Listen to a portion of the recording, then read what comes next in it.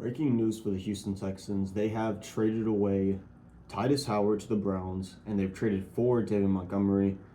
Two moves made pretty early today. I woke up pretty late today, and those are the first two things I saw. Want to make a video about it, give my thoughts on it. And yeah, let's just go over the trade details real quick. So, the first trade, I believe, which was the Texans trading away Titus Howard to the Cleveland Browns. It's for a fifth round pick, and the Browns extended him right after that. So they gave him a 3-year, $62 million extension, I believe. And that was the first trade the Texans made. From purely just looking at it from that standpoint and just grading that trade, I would give the Texans a B, maybe a B minus. Only because I see the vision, honestly. I see that the Texans are what they're trying to do. Ever since, I think, late 2024, the Texans have only two guys on the offensive line still on the team. I believe that's Blake Fisher and Jared Patterson. Two guys who are not probably going to start next year. So if you're looking at it, depending on what the Texans do with Ed Ingram, they could easily be replacing 4 starters on the Texans line next year. You would assume Ariante Irsay, their first or second round pick last year, is going to start at left tackle or right tackle. He may get slid over to right tackle, but you think he'll start, right? I don't think the Texans are going to give up on him yet. Other than that, you have Jared Patterson, Blake Fisher, who can be serviceable backups, but probably not long-term starters.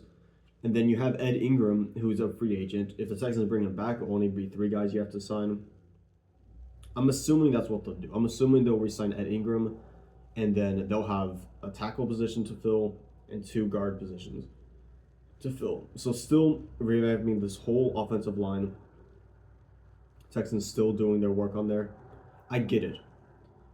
I see the vision, especially with the Texans' next trade that I'm going to talk about here in a minute, with the Texans trading for David Montgomery. But it makes sense. Apparently, Titus Howard, he's going to be able to play his natural position at right tackle with the Cleveland Browns. He's getting paid. The Texans didn't want to pay him. It makes sense.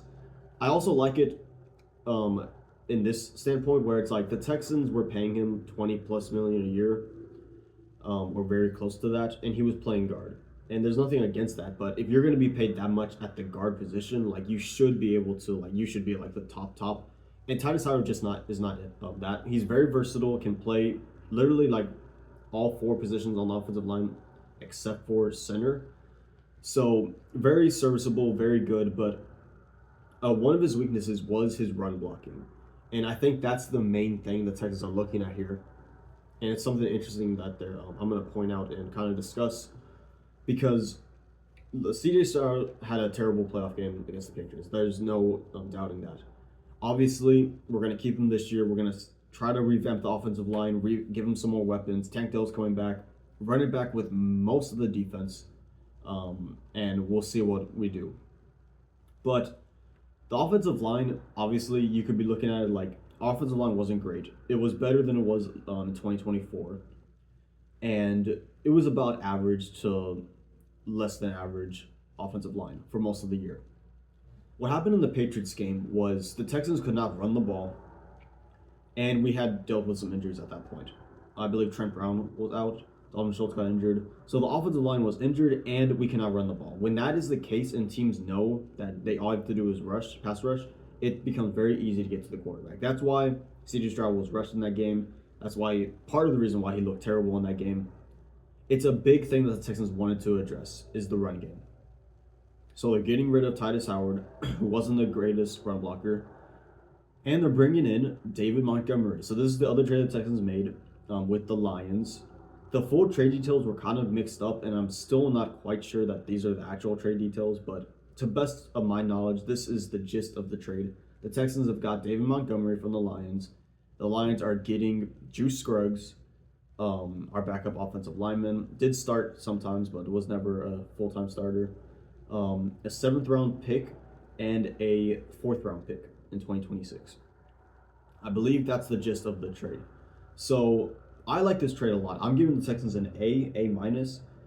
I feel like they gave up maybe a little too much. I would have liked it to be a 5th round pick instead of a 4th round pick, being that we just got one from the Browns. and then you ship that away for David Montgomery, but instead we're shipping away a fourth. But it's not terrible, and I think David Montgomery is a really good running back.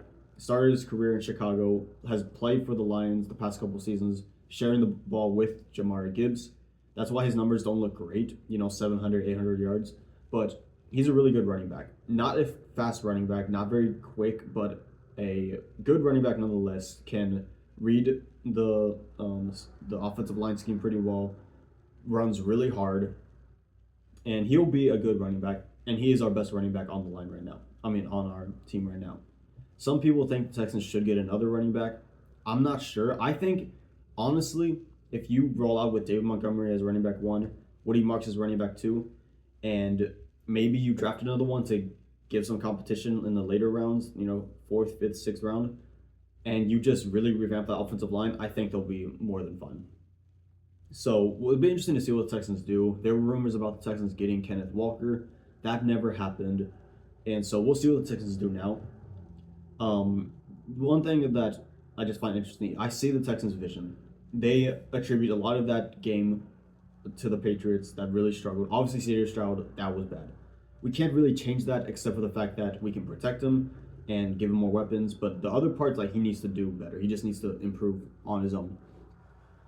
And the Texans are really trying to establish this running game. Because if we had somewhat of a semblance of a running game in that game, I don't think C.J. Stroud would have looked nearly as bad because he wouldn't have to go back as much. The defense wouldn't be able to read, literally just, they're passing again, blitz everyone, and be ready for the pass. So I think this is good. I think David Montgomery's 2 years left on his deal. It's a pretty cheap deal. He's only getting about $8 million per year for the next 2 years. So I think it's a good team-friendly deal to get David Montgomery on. One thing I do think that this signals, though, is that Joe Mixon will be cut. They're going to save money there. I think about $8 million from his $10 million contract. I think they'll cut him. With the whole, injuries and who knows what happened last year and who knows how the communication was between them and Joe Mixon last year with that injury. And the fact that he's getting older, the fact of his contract, the fact that we got David Montgomery and Woody Marks now, I think Joe Mixon is well gone. Which is fine. I thought it was going to happen anyway. But I'm glad they got someone else. I didn't think Woody Marks was a running back 1. I think he's going to be a good and can be a really good running back 2. But I don't know if they can complement each other like David Montgomery and Jamari Gibbs. In Detroit, it won't be that, that good or that high level.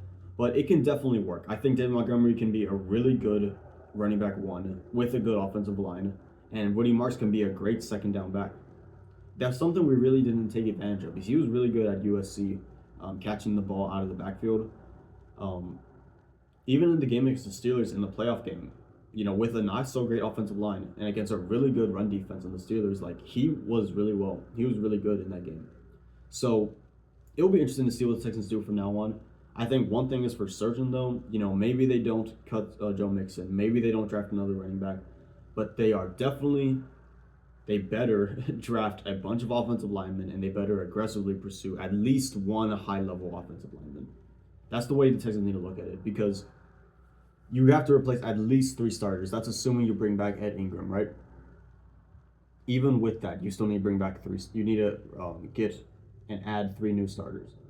So you can maybe do 1 through the draft. You can pick up an offensive lineman in the first round, probably a tackle. Or you can wait till you're round 2, round 3 and pick up a guard. But if that's the case, then you need to sign an offensive tackle in free agency.